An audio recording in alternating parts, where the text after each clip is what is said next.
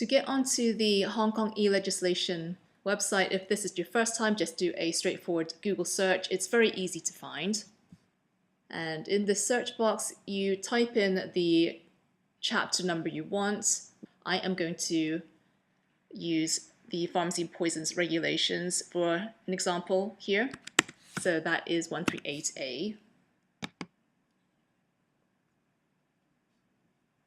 The ordinance is written by the official Hong Kong government, and the regulations, this would be written by the Pharmacy and Poisons Board. For example, this would be Regulation 1 and Regulation 2, whereas if this was an ordinance, this would be called Section 1 and Section 2.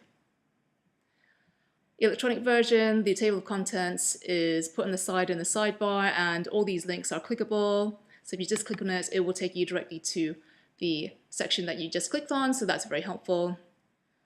All the regulations are at the front, and if you scroll down, all the schedules come at the end.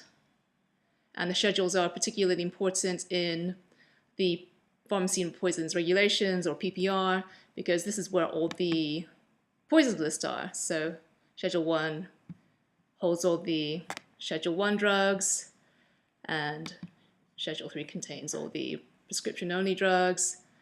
Schedule 2 contains the interesting non-poison drugs, which are exempt from all the regulations and requirements of the ordinances.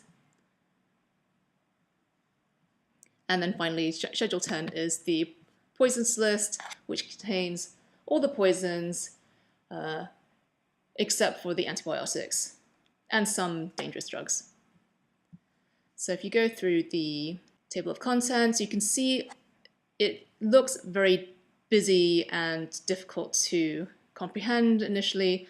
They have actually divided them into sections or parts. So you can see part 1 is basically the introduction, including the interpretation, which contains all the legal definitions. And you can see 2A, this is a little bit confusing. So the legislation was updated in 2015, and the poisons list was originally here under 2A, but it's been moved down to Schedule 10. But they left this bit in to avoid confusion for people who were used to the old version.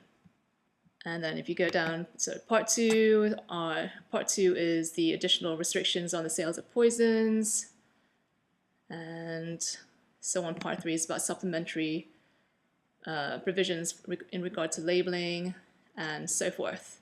So it looks very busy, but you do get used to it. So I'll show you how to download the PDF now. So you go down to the bottom of the screen and not to the bottom of the document, and there's a PDF link here. Click on that, and there are some language options, so that's pretty cool that they've translated it into Chinese as well. But we're going to choose download the English version. The exam's all in English. Click on it once and you get to this PDF screen, and I'm using the Apple Mac. I don't know if it's different with other computers, but here I have to download it again onto my laptop. So from your computer, you can open it up, and it opens up automatically in Adobe Acrobat. And then from here, in the top corner, you see there's a search box. So we'll just do a search for metoclopramide. Okay, so you can see in the document, there's only 3 metoclopramides in the whole of the document. So you click on the first match, you can see there's metoclopramide in the Schedule 1 list.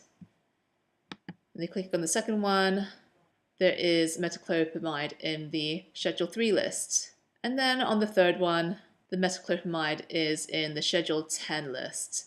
So Schedule 10 includes Part 1 and Part 2 drugs. And I can tell at a glance that this is the Part 1 list.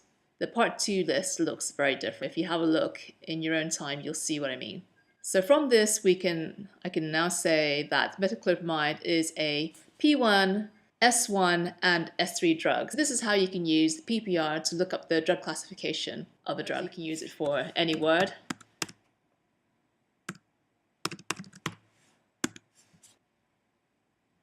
which is pretty helpful for answering questions that you're going through for the past papers.